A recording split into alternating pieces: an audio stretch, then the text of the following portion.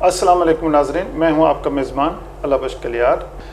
آج کے ہمارے اس پروگرام میں مہمان شخصیت ہیں، میں ان کا تعارف کرواتا چلوں۔ آج ہمارے ساتھ بہاولپور ریاست کے پرنس جناب قمرالزمان عباسی صاحب، جو کہ سر محمد صادق خان عباسی صاحب کے نواسے ہیں، آج کی ہماری شخصیت ہیں۔ السلام علیکم نواب صاحب۔ وعلیکم۔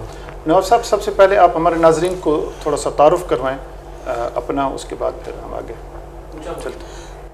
سب سے پہلے میں نواب سر صادق محمد عباسی کا اپنے نانے کا ذکر کرتا چلوں کہ ان پہ میں نے 15 کتابیں لکھی ہوئی ہیں ہسٹری کی۔ ماشاء اللہ۔ سب سے پہلے کہہ دیتا ہوں بہاولپور، بغداد سے بہاولپور، بہاولپور کا صادق دوست، اور اس کے علاوہ جو آخری کتاب لکھی ہے وہ ہے بہاولپور سے قلعہ ڈیراور تک۔ ماشاء اللہ۔ یہ تصنیف میں نے لکھی ہے، انشاءاللہ آگے بھی لکھتا جاؤں گا، اور جب تک زندگی ہے ناظرین کو میں ہر وقت ہر لمحہ ان کو میں بتاتا جاتا ہوں، جو چیزیں میرے سامنے آتی ہیں ان کے عوام کے سب کے سامنے میں ان کو سرخرو کر لیتا ہوں، بتا دیتا ہوں سب۔ یہ سب تمام کتابیں ریاست بہاولپور کی ہسٹری ہے پوری، ماشاء اللہ، اور مکمل ہسٹری ہے، اور ناظرین نے بڑی محنت اور دلچسپی سے اتنا ان کو پڑھا ہے اور دیکھا ہے کہ سب سے زیادہ بہاولپور میں بغداد سے بہاولپور اس وقت چل رہی ہے، اور انشاءاللہ آگے بھی ان کو دیتا رہوں گا، بتاتا رہوں گا۔ جو چیز سامنے آتی ہے میں ان کو لمحہ بہ لمحہ اپنی عوام کو، اپنی رعایا کو تمام بتا دیا کرتا ہوں۔ نواب صاحب، مطلب آپ یہ کہنا چاہتے تھے جو آپ کی سب سے پہلی جو معروف تصنیف ہے میں نے بھی پڑھی ہے، بغداد سے بہاولپور تک، اس میں آپ نے عباسی خاندان کا تذکرہ کیا ہے کہ یہ خاندان سندھ سے چلا، بلکہ بغداد سے آیا اور بغداد سے سندھ میں آباد ہوا، اور سندھ سے پھر بہاولپور منتقل ہوا۔ اس سلسلے میں تھوڑا سا ناظرین کو اپنی اسی حوالے سے اپنے نواب صاحب کی جو خاندان تھا آپ کا، جو نانا محترم کا، اس کے بارے میں تھوڑا سا ناظرین کو بتا دیں کہ وہ اس کتاب میں آپ نے کس طرح احاطہ کیا اس خاندان کی تاریخ۔ کیونکہ ہمارا خاندان 500 سال حکومت کی تھی بغداد میں، عراق میں، جی، اس کے بعد یہ مصر آ گئے، مصر کے بعد پھر یہ سندھ میں آ گئے، سندھ کے بعد پھر یہ الہ آباد فتح کیا، لیاقت پور، جو اس کا نام پہلے الہ آباد تھا اب لیاقت پور رکھا ہوا ہے، یہاں تک آئے اور یہاں انہوں نے فتح کیا، اور ایسے چلتے چلتے سیدھے دریا ستلج تک آ گئے۔ یہاں تک تمام اس کی ہسٹری ہے، اور تمام اس کی روایات ہیں نواب صاحب کی کہ انہوں نے کیا کیا، کس طرح کیا۔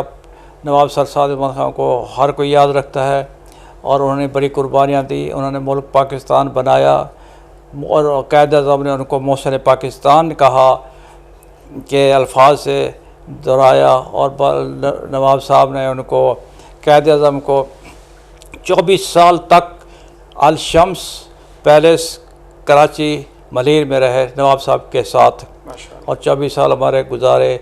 آخر میں گارڈ آف آنر، سب سے پہلا گارڈ آف آنر جو تھا وہ قائد اعظم کو نواب سر صادق محمد عباسی کی فوج نے دیا تھا، اور اس طرح بہت سی روایات ہیں۔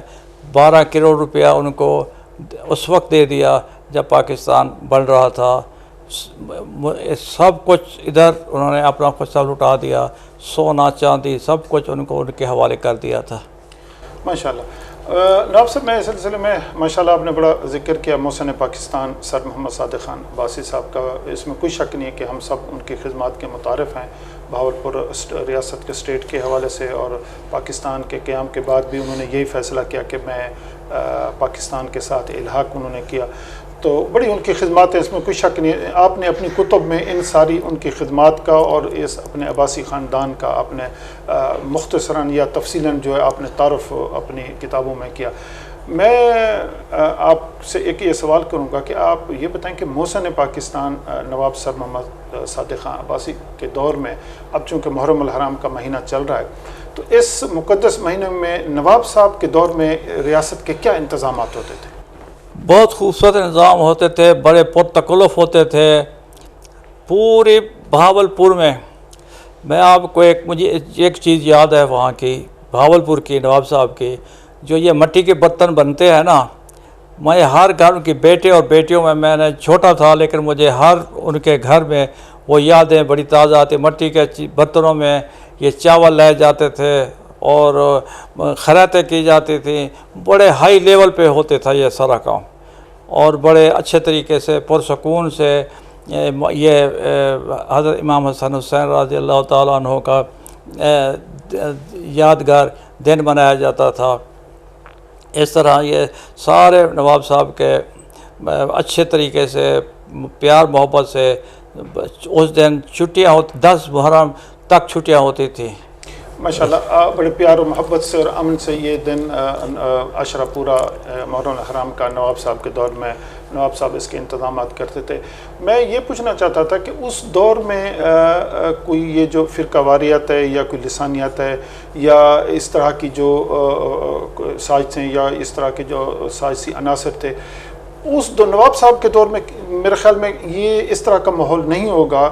لوگ سارے امن بھائی چارہ اور آپس میں مل جل کر رہنا اور ایک دوسرے کے ساتھ رہنا پہنا، اس طرح کوئی انتظامات پھر کہ وہ تو بات ہی نہیں تھی نا، وہ تو کسی خانے میں بھی نہیں تھا آنا. یہ تو محبت پیار ہر ایک کے ساتھ کسی قسم کا کوئی ہو، کسی قسم کا ماحول ہو، کسی قسم کے لوگ ہوں، سب امن اور پیار سے رہتے تھے، سارے آپس میں بھائی چارہ کرتے تھے، سب بھائی چارہ تھے. یہ تو کسی بات نہیں. آج کل کے میں خود حیران ہوں کہ اس وقت یہ ہو رہا ہے وہ ہو رہا ہے، لیکن یہ بات ہوتی نہیں تھی. چھٹیاں ہو جاتی تھی، رمضان شریف بھی چھٹیاں کرتے تھے، 10 محرم تک 10 دن چھٹیاں بھی ہوتی تھی اور منایا جاتا تھا بڑے پرسکون، بڑے احتیاط سے، بڑے سکون سے. یہ سب کچھ ان کے حضرت سعد خواہ کے زندگی میں یہ سب کچھ بہترین ہوا کرتا تھا. نواب صاحب، میں آپ چونکہ صاحب تصنیف کثیرہ ہیں ماشاءاللہ، میں آپ سے یہ پوچھنا چاہتا ہوں کہ وطن عزیز میں موجودہ دور میں جو محرم الحرام ہم عقیدت اور احترام سے منا رہے ہیں، اس سلسلے میں آپ فلسفہ شہادت امام حسین علیہ السلام اور آپ کی جو عظیم قربانی ہے دین اسلام کی سربلندی کے لیے آپ نے دی، اس سلسلے میں موجودہ دور میں آپ ہمارے اس سوسائٹی کو، ہمارے اس وطن عزیز کے جو پاکستان کی جو لوگ ہیں، جو ہمارے جو بھائی ہیں، ان کو کیا پیغام دیں گے اس حوالے سے؟ میں ان کو یہ پیغام دوں گا کہ حضرت امام حسن، حضرت امام حسین رضی اللہ تعالیٰ عنہ کے آپ منائیں جس طرح منائیں، لیکن پیار محبت سے منائیں، آپس میں رہیں، آپس میں پیار محبت سے رہیں. ہمیں بھی منانے دیں، آپ بھی منائیں، کسی قسم کی کوئی الجھن نہ ہو، کسی قسم کی رکاوٹ نہ آئے، کسی قسم کی کوئی تہمت نہ لگے. بڑے پیار محبت سے منائیں گے. ہم بھی آپ کے ساتھ مناتے ہیں، آپ بھی منائیں، جو کچھ بھی ہے جیسے نواب صاحب مناتے تھے سب کچھ ویسے کریں تو بڑے پیار محبت سے ہر چیز ہو سکتی ہے. ہنس کھیل کر منا لیں، کوئی بات نہیں. ماشاءاللہ بہت خوبصورت پیغام نواب صاحب نے دیا. یقیناً ناظرین، محرم الحرام کا جو مقدس ترین مہینہ ہے ہمیں یہ درس دیتا ہے کہ ہم اپنی صفوں میں اتحاد اور اتفاق برقرار رکھیں، کیونکہ دشمن تو ہر وقت ہماری صفوں میں نا اتفاقی کرنے پہ تلا ہوتا ہے اور وہ اس طرح کی سازشیں کرتے رہتے ہیں. تو ہمیں چوکنا رہنا چاہیے، ہر وقت چوکنا رہنا چاہیے اور ان پر نظر رکھنی چاہیے. اور جس طرح کے سازشی عناصر اور اس طرح کے خطیب، علماء، ذاکرین جو سوسائٹی میں، معاشرے میں اس طرح کی فرقہ واریت کو ہوا دینا چاہتے ہیں، ہم ان پر نظر رکھیں، ہم انتظامیہ سے مکمل تعاون کریں اور انتظامیہ کو ان کے بارے میں بتائیں. اور یہی زندہ قوموں کی نشانی ہے کہ اتفاق، اتحاد، اتفاق، یہی سے قومیں ترقی کرتی ہیں. الحمدللہ وطن عزیز کی طرف سے پوری دنیا کو یہ میسج جانا چاہیے کہ ہم پرامن قوم ہیں اور پوری دنیا کو پرامن ہم پیغام دینا چاہتے ہیں. اور دیکھیں ہم جو اس دین کے پیروکار ہیں جو دین پوری انسانیت کو امن کا درس دیتا ہے. تو ناظرین، اس کے ساتھ میں آپ سب کا سے اجازت چاہوں گا. بہت شکریہ.